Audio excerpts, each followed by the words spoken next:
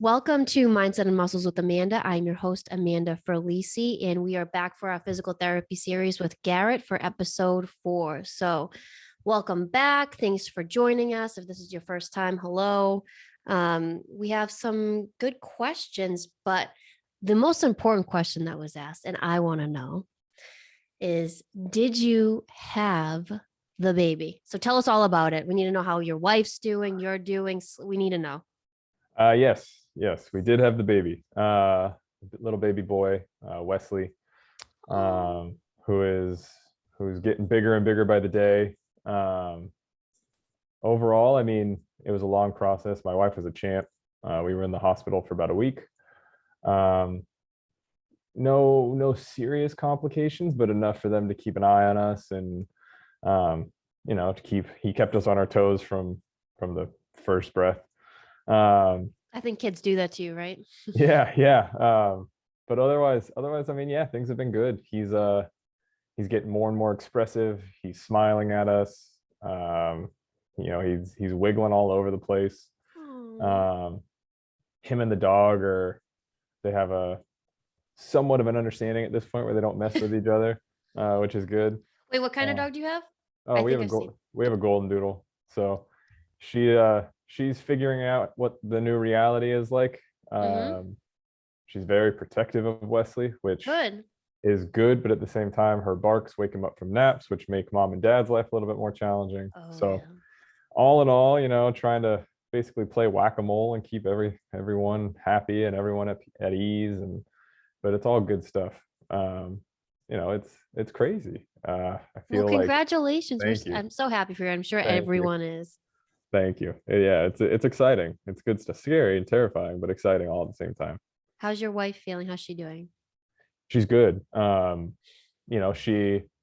a pelvic floor therapist as well as an orthopedic physical therapist. So she kind of went in with more knowledge than I think your average woman going into labor and going into delivery. So she's kind of been percolating with how she can take her experience and get back to work and kind of better help her client base just based on how she's feeling. So she just had her 6-week checkup. She was given the all clear, and in her words, like, she does not feel all cleared. So it's kind of this, women get the all clear 6 weeks after giving birth, when in reality there are a lot of things that still need to be addressed and still things that are trying to come back to life after this major life event. So I think she's being smart about it. She's starting off very, very conservative, very much more neuromuscularly based and basic strength training to get her core engaged, but also with an eye towards getting back to work, because there's clearly a large population of women that need her. Yeah, don't have the same background that she does. So it's been interesting and exciting to watch, kind of seeing how her mind works. So obviously my strategy and my first wave of priority is to make sure I can get her out of the house, because she is Wesley's food source. Yep. Which is a challenge scheduling, and it's an exhausting process for her. So I think giving her some breaks is going to be a big priority, and also giving her time to kind of get her social media game back up and get people into the clinic. So look at you, social media game. Yeah. In case anyone nobody said anything about my social media game. In case anyone didn't know, so when I first met Garrett, I was like, because I stalk everyone. If I'm going to see like a doctor or whatever, like I check social media. It's like the new thing. I'm like, this guy's not on social media. And I'm like, So I asked him, and he's like, no, I don't have that. He was like shocked, like really taken aback. And then I kept bugging him, like, you need to get one. You need to put information out there, blah, blah, blah. And then sure as shit, all of a sudden now he has a social media and he's telling his wife to get back on. Yeah, I mean, I changed jobs, and one of the young kids here, I mean, I say young, he's 27. What are you, 50? Come on. I mean, I feel like it.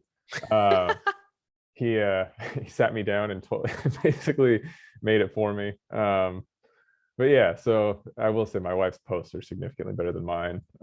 Women are usually better at that stuff. I mean, her posts are so thorough and so informative, and Um, yeah, I can't even compare. Mine's like a repost of whatever we did at the clinic. So That's all um, right. we're slowly getting better. But Good. And she'll be on the show soon. We have to reconnect, but she did say she would love to be on this. So yeah, I'll circle back with her. yeah, Well, congratulations thank again. you.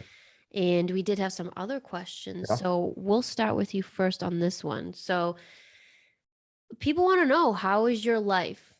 How's it going? Everything. I don't know. It's a Oh, very vague yeah. question. They want to know me too, which I could go on for days, right? I'm But gonna say, how much time do you have? uh So just scratching the surface. I'm not sleeping a whole lot. okay. Good days and bad days, but Wesley likes to party all night. So we're trying to figure out the right He best likes way to party all night.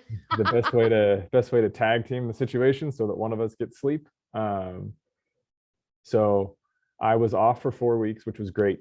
And quite frankly, like I can't imagine being off for less, um, given what bringing a baby home is like. So I think if, in an ideal world, I would have been off for longer, but reality is reality. Um, so I was off for 4 weeks. I'm now, this I guess is my third week back, kind of part-time rebuilding, Mhm. which is great. I mean, I came back. My role at the current clinic is a little more operations as well as clinician. So we're trying to put systems in place that allows us to scale and kind of allows all the clinicians here to step away and know that the wheels aren't going to fall off. Mhm. So came back to a long laundry list of things that I needed to do. So I'm slowly chipping away at those, getting clients in the door. I mean, yeah, it's all It's all a blur. it is. It is. It's partially it's like everything is new, and then partially everything's like Groundhog's Day, and it's just rinse and repeat over and over and over again. I mean, I, Uh, I can't imagine juggling having a newborn and then working. So how are you adjusting to that? um, it's I mean, unfortunately I think my wife's taking the brunt of it a little bit more than I am, just because she's solo. Hmm. Um, so I'll come home and it's just she's exhausted. So I think the adjustment is more just kind of like going in, driving home, using my commute to kind of reset, and walking in knowing that like the days of coming home from work and slowly having dinner and sitting on the couch and watching a show, like those are for all intents and purposes. Maurizio, I hope you're listening to this right now. So when you come home from work, you're not going to be chilling on the couch anymore. You're going to have, because we're going to have babies too eventually. So thank you for pointing that out, because I don't know how. I always say to my clients, I'm like, I don't know how you do it. Like, you work and you raise like children. Like, blows my mind. Like, I have a dog and a bunny. I always forget to talk about the bunny because the bunny's so low maintenance. But like, I just don't know how people do it. So like, Well, you guys. I'll say that it's not, I mean, if you sat down and wrote out like our schedule and the things we're juggling, I would have told you that I would have been able to do it. But then like he's here and there's no choice other than to do it. So it's just kind of grit and bear it. And then we've both been really trying to be conscious of, despite all of the stress, like in those moments when he falls asleep on your chest or he smiles at you, that you kind of like, you don't let that get washed away with the stress. And we've been trying to enjoy that, or calling the other one in and saying like, look what he did, which seems like a no-brainer, but it becomes such a, I think, such a grind to get all the to-dos done, in terms of like washing the day's worth of bottles at 9:30 at night, and you know dishes, and like it's just, there's so many to-dos that stuff can easily, I think, get lost. So we've both been making an effort to try and at the very least circle back and enjoy some of those little moments, because he'll probably be a pain in the ass teenager before we know it, and Oh yeah. we'll look back and wish that he was still in I onesies remember and those times when you couldn't speak. yeah, yeah, man, miss those days. It'll uh happen. I know, but so yeah, there's obviously been a lot of transitions just from the home life to work. I mean, everyone here has been super cool, so like my work life hasn't been too too challenging beyond just wanting to get people in the door and having a somewhat limited schedule. Um, but you know, all of my clients have wanted to work with me half the time they walk in, and before they even tell me that they're in pain, they want to see pictures. Of So, course. Yeah, you know, you have to it's show that first. Just have it yeah. ready. Oh, I mean, my phone's like nothing but pictures of him. So it's been good, you know, again, stressful, terrifying, but overall good. Um, yeah, I mean, I can't really complain too much right now. Good. I mean that sounds amazing. And you have a lot, both of you have a lot on your plate right now. And then you love what you do, so it's not like you don't have a stress of that. So there's Yeah. always that. Um, I guess how is life for me? I don't have a baby right now, but I feel like my life is a blur sometimes because I feel like I'm bouncing all over the place. So I don't know. I haven't talked to you much about it, but I've been trying to find a commercial spot for since you and I pretty much met when we were in the Back Bay. So thank God I never purchased what I wanted to in the Back Bay before the world shut down. So thank God. But trying to find a spot that has a big enough space for all the businesses that I want it to have is pretty much damn near impossible unless I want to build it but like me build it because the cost of building things right now is ridiculous. So I've been looking at things like that. God, rebranding. So I haven't really made any like formal announcement, but like redoing my whole website. I have a web developer doing that. He's the best. Thanks, Pete. And just changing all those things. My schedule's pretty packed right now, so I'm still trying to find a space so I can accommodate people that still want to train and I can't train them, so I can hire a trainer. So looking for trainers, looking for commercial space, looking for I have a massage business too, so looking for other massage therapists. It's a lot. There's like there's no manual on how to like run a business or like life, right? So I'm just kind of like going with the flow. And then as far as like everything else, I mean, Maurizio and I are going back to Italy to hopefully solidify where we're going to get married pending the world. I feel like there's just crazy things going on in the world all the time, right? Yeah. But so we're planning to go back to Italy the between July and August. That's if gas prices go down, right?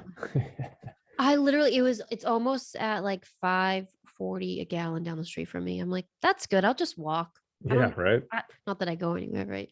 But life's great. I really can't complain. Planning a wedding, planning to move to a commercial spot, expanding the business, all great. I mean, I don't have when people like come in and complain, I love all my clients, but sometimes I'm just like, I don't have anything. I'm happy as a clay. I'm just trying to figure out where I can find a spot. So life is good. But let's get into all right. So this actually came up because I texted you. So everyone knows that I always consult with Garrett for clients. And if they can't commute to him because he's in Wellesley, which is like 40 minutes from me or so, they go to a different physical therapist that's local if they need that. But this question has actually come up a few times, and we all want to know, how do I help manage the pain behind my kneecap? Now, I know that's not coming with anything like we don't know anything about this person, but can you walk us through what that could be and all that? Yeah. So, I mean, there is a pretty general umbrella diagnosis that's given to a lot of these presentations of kneecap pain. So it's called patellofemoral pain, which is basically the relationship between the long bone of the femur and the patella kneecap. So you'll have basically this is a conduit between the lower leg and the upper leg. And this bone, the small bone, will actually change its position relative to the axis of the knee joint to allow proper movement and proper rotation. That change in movement or that change in position allows for the smooth movement of the joint surfaces at the knee, and is required for kind of high levels of performance as well as low levels of just sitting to standing and walking in stairs. So a lot of times when somebody presents with pain in the kneecap, it is because there is some kind of imbalance of the musculature about the knee. And there are a lot of muscles that cross the knee. There are a lot of muscles that cross the hip and the knee. So just at a baseline analysis, I would say that any type of kneecap pain, I will always look at the hip, if not further up into the pelvis and the rib cage, because based on some of our previous conversations, I hope people are picking up that all those things are definitely linked. So anatomically, the patella is connected to the lower leg via the patellar tendon and the upper leg via the quadriceps tendon, which then connects that structure to the quadriceps muscle, the big muscle on the front of the thigh, and then a portion of that quadriceps muscle attaches above the hip.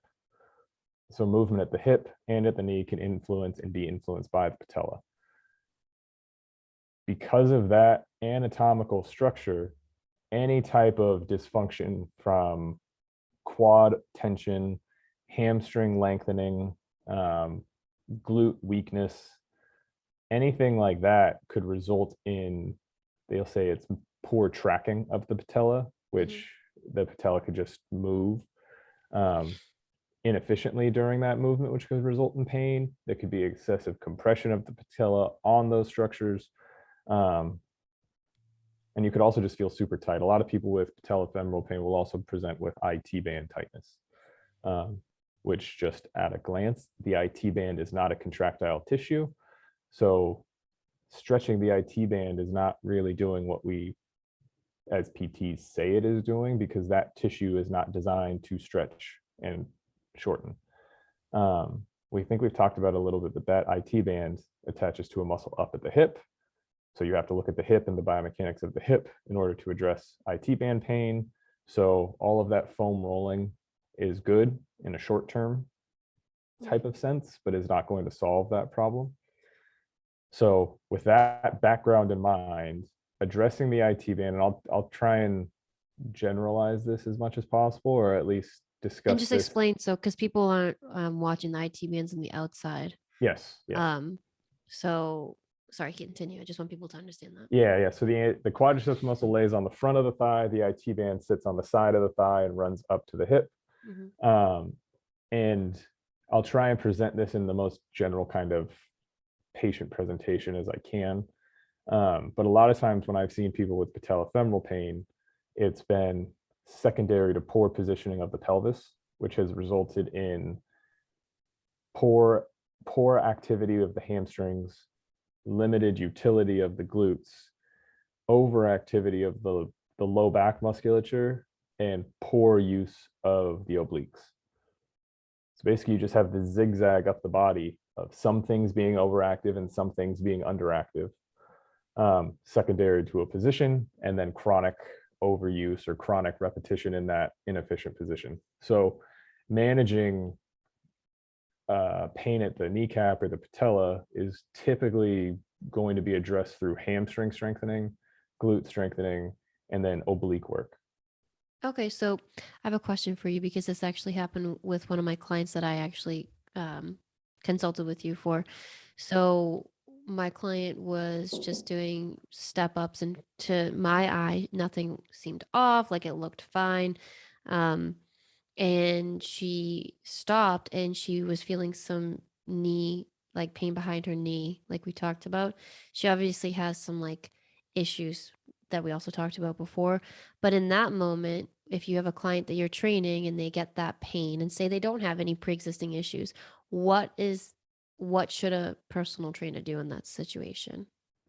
So a couple options. The first one that I typically start with is I take that exercise and try and break it down into its components and see if I can tweak certain components of that movement to allow for that movement in a pain-free way. So with a step up, I would break it down to the point where, say, their left leg hurts or that left knee hurts. I would have that left leg up on the step. I would have them shift forward, fully exhale and reach that right arm forward so that you're getting a rotation of your thorax towards that front leg. I would make sure that they can feel their obliques, make sure that they can feel their glutes, and they can feel their quads. That's okay, because you need your quads to stand up. But if I can influence their position in a way that they can feel a reduction in pressure at the kneecap, I know that we're on the right track, and it's more of a biomechanical fault in that specific task. And then I will train that. So I will decrease the frequency. I'll increase the amount of components that I want them to keep an eye on, and then we'll hammer it that way. The other option is if, it could just also be a stress tolerance thing or a tissue tolerance thing where for whatever reason, there's a nice laundry list of things that we could go over that could contribute to this, but their system is, the threshold for pain is lower in that movement. So, they might have, if they've been super active in the house, walking up and down stairs prior to coming to see you, if they're a client like one of mine, where my clients will come in after they've run and lifted and then want to lift again and be surprised when the lift with me does not go as well as they'd want it. Yeah, it's just like too much. Yeah. So I think in that point, I normally pump the brakes a little bit and bring them back where I'm really just working the movement pattern, and the actual mode of that movement pattern is not as much of an importance to me. So a step up, you could argue either way, but I typically walk back into a deadlift type or a hinge type movement. And I really like the heel on the wall deadlift, single leg deadlift. So you have them in a split stance, the back heel is on the wall, that heel is pushing their weight forward so that their nose is almost over their front toe, and from there they should be able to feel their glute, hamstring, and quad already fire. I'll load them in the right hand, and then I'll train a hinge. I'll send their hips back, the nose and the weight go down to that front toe, and then they come up. From that position, you're not asking the knee to travel through a huge range of motion, but you're getting the movement pattern and the muscular activity required for a step up. So it seems like really activating the hamstrings and the glutes to take the tension off the quad as much as possible is basically like what you would suggest, as long as they can tolerate. Because obviously sometimes, like you said, it could be a big, like for me, like I would come see you after I've already worked out and done the stairs and all the things, and if it still hurt, you wouldn't have me do as much exercises as you would activation. So for that situation where I had that client, I just put her into like a single leg like glute raise or something like that to just activate that way, or just a regular glute raise? Would that help? To really get after the hamstrings and the glutes in like a low level, low impact position, I typically will have people laying on their back with their feet up on a bench. Okay. Hips and knees at 90 degrees. And then from there, my first cue is for them to try and bring their back pockets towards their knees, which is going to result in the pelvis kind of pulling up. Yep. But you're basically going to get that from the hamstrings. So we'll see if I can manage this. But if it's not going to work with the knees. But if I'm on the ground, yep, and I like to be like this, my hamstrings attach at the ischial tuberosities of the pelvis. Okay. And I try and bring my back pockets up to my knees. My hamstrings have to do that job. So does that mean you're lifting your butt off the ground? No, it's almost like I am slowly peeling my hips I up understand. off the ground. And Okay. I'm trying to do it with just my hamstrings. Okay. So I'll have them start by just a slow tilt of the tailbone. They should feel just their hamstrings. And then if you can picture their body coming this way, if I have them exhale and bring their ribs down, you're going to get your obliques. You're going to get your hamstrings. And you're going to have your pelvis and rib cage in a position of maximum efficiency. The quads are in a good position to fire, but they're not being asked to fire. The hamstrings are being asked to fire, and they're in a good position to do what you're asking. And then once they can maintain that position, I'll have them continue that bridge up and either hold or march or just breathe. And with that, typically, I've seen good results because you're basically just asking the hamstrings and the glutes to kind of come back to life. Yeah, just do the work instead. Because for this particular client, she's on her feet. She's a waitress, so she's on her feet all the time. And she has a pelvic tilt like everybody does. So she's like super tight in the quad. Yeah. So I mean, what you're saying makes sense. That's probably for her and for her like body type and everything would probably be the best option. And I know is honestly, even like I'll get knee pain, and that's because I'm obviously more quad dominant too. So it's really good to know that for anyone listening, whether you're meeting with a trainer or you're trying to do it on your own, to make sure you're activating your glutes and your hamstrings in that specific situation. Obviously, consult with a physical therapist, right? But if it's just like a subtle knee pain, that's always like a good way to combat that. Yeah. And I will say that, I mean, everyone in the PT world, in the training world, everyone knows about this pelvic tilt.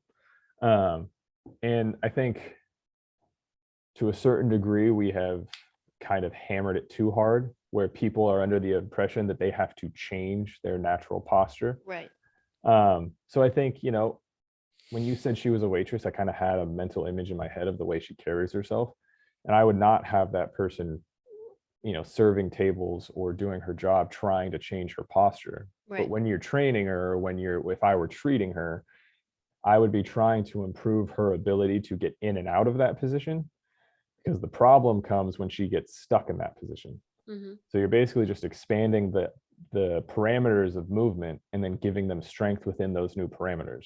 But it's not like taking an anterior pelvic tilt and then suddenly having them underneath themselves, because that's That's not not going to work. feasible. It's not going No. to happen. Mm-mm. But you also don't want them stuck in one position. Right. Okay. That was actually really informative. Thank you for that. Um, love this question. One of my clients asked this. How often should we be stretching? I feel like you could answer this question in like hours or like a couple minutes and go either way. So let's hear it from the professional here. I mean, it's a hard question, but I think that the first thing you're going to have to do if you are sensing the need to stretch, that's typically going to be due to sensing tension somewhere, Mm-hmm. right? People have it in the back and the hamstrings and the traps. Is identifying the actual cause of that sensation. So a muscle can be perceived as tight for a number of reasons. The first one is that it is shortened and it does need to be progressively lengthened so that it can complete its full range of motion. That'll happen in a lot of active guys. You'll see like contractures of the elbow. They haven't had a full range of motion for a long period of time, and they're lacking that last little bit of range of motion because those tissues have chronically shortened. Mm-hmm. You'll see that a lot with post-ops, post-op knees, post-op hips. The tissues just adapt to a position and they need to be stretched. You can also feel tension because the tissue is lengthened and is being asked to continuously fire in an inefficient position. So it would be if I was holding a dumbbell in my hand and my bicep was constantly being stretched, but obviously my hand and my arm are going to stay attached, so my bicep is going to maintain some tension. Mm-hmm. If I suddenly let go of that dumbbell, or eventually after days and days or however long you want to define this as, my bicep would start to feel tight. It's not tight. It's actually straightened and lengthened as far as it can go. But because of what I'm asking it to do positionally, it is going to feel tight.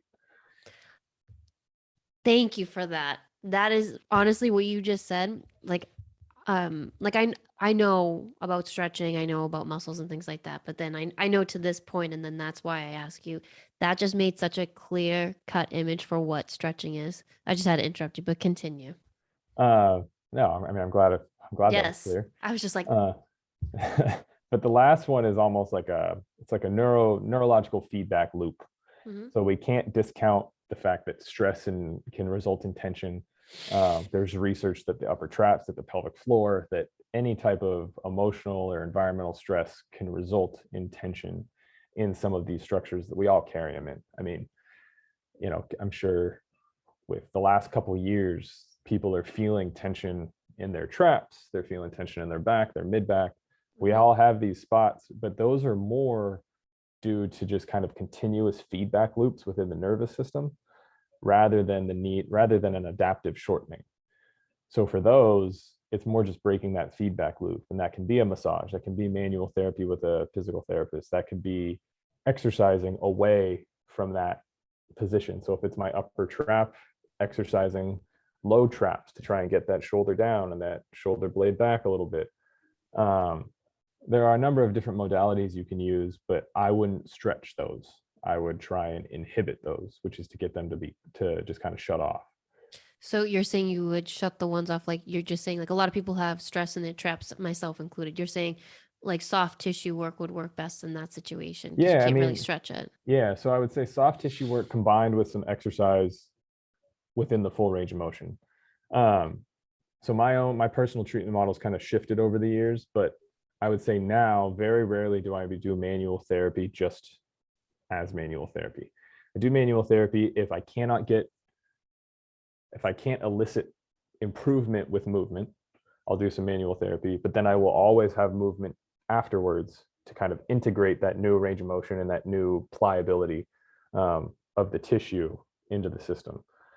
So manual therapy in the presence of this kind of feedback loop that you're experiencing or the client is experiencing, in addition to exercise, would be beneficial.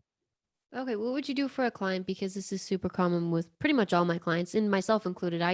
Actually, I love dry needling. I haven't gotten dry needled in a while, but I got my neck dry needled.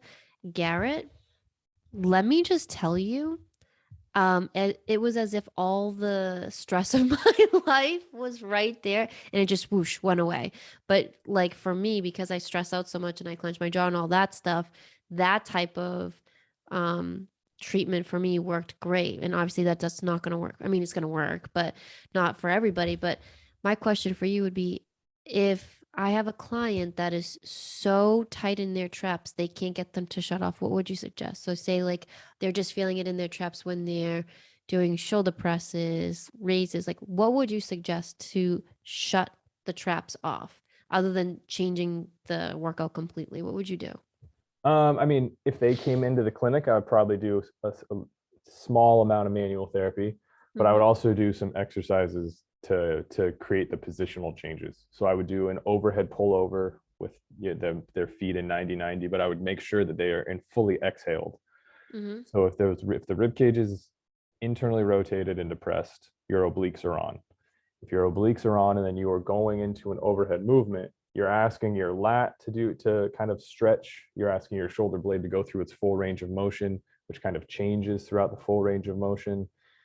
And then if you pair that with breathing and allow that neck to kind of come back to where it likes to sit, you can get some inhibition of that tissue. And then once you inhibit that tissue, then you can start working an overhead press. You can start working, I typically start with a floor press, kettlebell floor press. Excuse me. I also do a good amount of arm bar work, just to try and get some air into the back of the rib cage and underneath the shoulder blade. Getting air into the mid back is going to help the shoulder blade shut off, or the upper trap shut off, excuse me. See, this is why we need to work together again, because there's certain things I'm like, all right, hold on, Garrett, turn the traps off, go do it. Like that would be so like beneficial. But it's true, a lot of people, I mean, I know I bring it back to myself, but because I've learned with all my problems, I've learned so much about physical therapy as a whole because you've taught me that like most people breathe through their throat and not their whole chest and stuff. Wow. I feel like at some point we should do some type of like breathing thing for people because no one breathes well. Like literally, I'll look at my clients. I'm like, are you breathing? And they're like, oh my God, I forgot. And I'm like, what? You could probably get that, right? Oh yeah, and I mean, I am a huge proponent of breath work. I'm a huge proponent of the impact that the diaphragm has on position and posture. I also think that it's a slippery slope when you start diving down the breathing rabbit hole. I frequent rabbit holes in life. So, I think with a lot of my clients, if they present with what you're describing, which is, they end up forgetting to breathe, or they're bearing down too much, or they're doing the Valsalva for everything, I typically will try and pair the movement with a breath. And that typically cleans things up a lot. So with the shoulder blade example or the upper trap example, I really like an alternating kettlebell floor press. Inhale, you get them in, you have them in a hook lying position, on their back, feet on the mat, on the ground. Inhale, exhale, my tailbone's underneath me, my ribs are down, both arms are up. And then I inhale as I bring one arm down, exhale as I bring it up, and then alternate. Yeah. And without jumping down all the physiology that the breathing has and the evolutionary changes and structures that we've created to allow for the movement we want to do, you've kind of influenced the expansion of the rib cage in the areas you want it to expand and gotten some of that inhibition. So you're forcing it. I I have a lot of my clients do that. So, that's really good to know. I have a question for you. I feel like we haven't talked about this. I don't think so. What are your thoughts on Graston technique? Do you have any?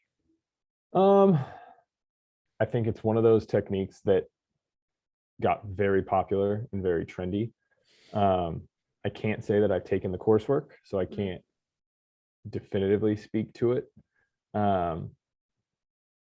If someone's got these adhesions that they say they can find, and you can get into it with a tool, great.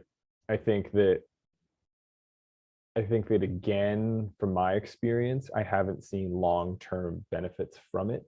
I've seen short-term benefits that can be enhanced with exercise. And everyone has their clients, right? So like some clients love that pain. They want to have that mark for the next week. And then other clients are a little bit more. A lot of masochists, apparently. Other clients, like they don't, their system's a little bit more sensitive. And if you grate on them with a metal tool, like they're gonna have other problems that crop up. So I think it could be valuable depending on what client you choose to use it on and what your ultimate goal is and what you're trying to achieve. I asked that for a few reasons, one of which I was introduced to that obviously because I like dry needling, because apparently I'm also a masochist. But I have, like I was explaining to you about my neck, a lot of it, stress, trauma, tension, all that, it has helped a lot, but I'll do it on myself every so often. And it's really helped with like the tension in my neck. So for me, using myself as like, I guess a lab rat has worked really well. But to your point, like it's only like a temporary thing, like unless you're doing it over time. So I'm just interested to know like the long term of like, could you hurt yourself doing that, I guess? In theory, yeah, because it's a manual pressure. So I think that there will always technically be a risk. I think, you kind of weigh that risk with the actual likelihood of it happening. Yeah, I think that's, in theory, yes, you could hurt yourself. Okay. So what is the answer to how often we should be stretching? Because you said it depends on what. Yeah, so Like we're talking like I do like one-on-one stretchings, and a lot of that is like for flexibility, and like you just genuinely feel good after. Yeah. It's like one of those things. So it's more of like a releasing the stress from the body. So like hamstring stretches, like upper body, like neck rolls and things like that. So for like those basic types of stretching, what would you suggest if someone were to say like, how often should I be stretching? Like, what would you say in short? I know it's hard because you thoroughly explained what's good and what's bad and why you do this and why you would do that. I would say if you're looking at the purpose for what you just described, which is kind of the purpose you described is not to lengthen tissue, right? It's to feel good before or after a workout. I think that can be however you can responsibly do that. I wouldn't recommend doing it multiple times a day. Right. But if you feel good and ready to work out after 5 minutes of stretching, go for it. If you feel better after a workout after 5 minutes of stretching, go for it. I think that's all personal preference, because I think, some people end up taking that, and there's like, the gym that you worked at, where my clinic was, you would see people with like a 25-minute stretch routine before their lift, and it's we have a mutual client that would stretch for, you remember? Yeah.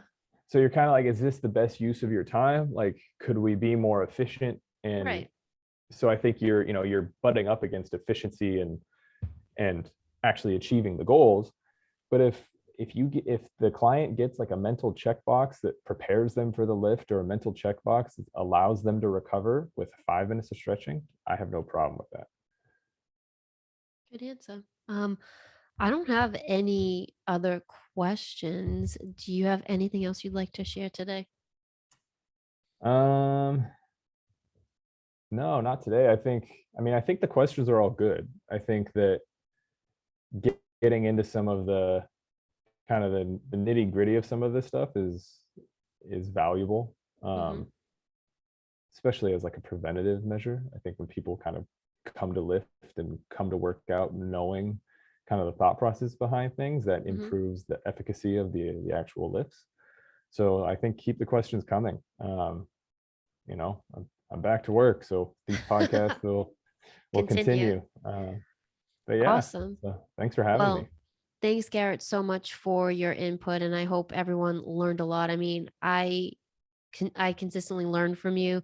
It's always good to surround yourself with people that know more than you, especially in like what I would say like correlating professions, right? So keep asking questions. Garrett's information is obviously below. My information is below if you need anything. And thank you so much for listening or watching Mindset and Muscles with Amanda, our physical therapy series with Garrett. Thank you all so much. And we will chat soon.